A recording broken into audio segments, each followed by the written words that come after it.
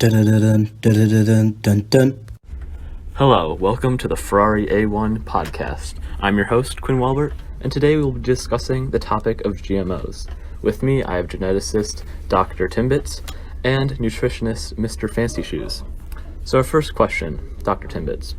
Are GMOs a brilliant use of our knowledge about DNA to increase food production? Yes, because an increase in food production will result in cheaper food. Cheaper food will result in more people who can get food, and that means less people have to rely on food banks, and more people can focus on living successfully and providing more to society.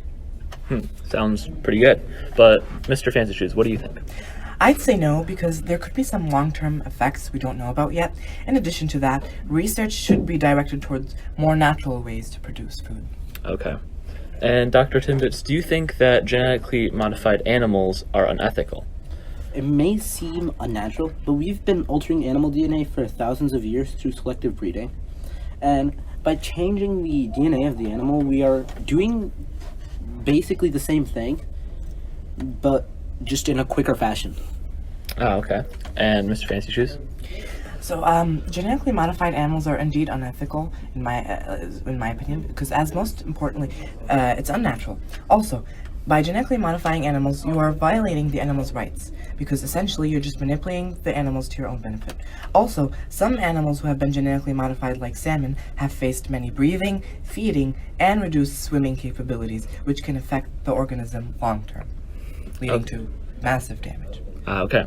So, Dr. Timbits, do you think the concerns about this new genetically modified organism technology are valid? The concerns about GMO technology in general are valid, but in terms of what we have been using in food and plants especially, which we've been using for a while, has been tested in labs and in the environment in which they will be used, and have been proven to be safe, not cause any short-term side effects that may harm people or animals. Okay, so what you're saying is what we're using now has already been tested and is safe, but there's still new stuff that we are working on, but that hasn't been released, so concerns are valid, but not necessary. Okay. And Mr. Fancy Shoes, what do you think about that? Once again, I'll state this, is that there isn't enough research about the effects of GMO on our health.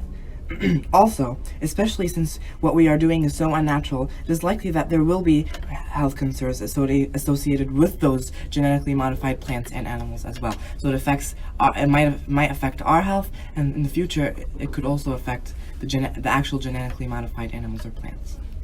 Okay. And Dr. Timbits, do you think that the advantages of using genetically modified plants and animals outweigh the disadvantages? I believe they do, because if we're talking about more food, like we said earlier, this can benefit society in many ways, but also we can provide people with nutrients they may need.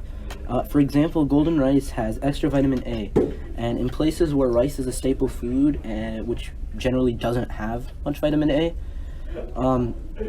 this golden rice has benefited them greatly in giving them the nutrients they need to go on with life. Mm-hmm. And Mr. Fancy Shoes? I believe the disadvantages actually outweigh the advantages of using GMO plants, because, first of all, as I stated many times in this podcast, is that it could have future health risks.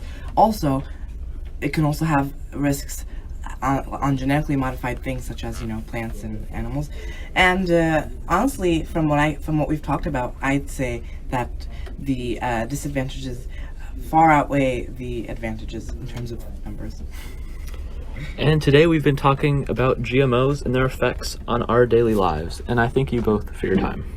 It's been an honor to be here. Thank you. Da da da da da.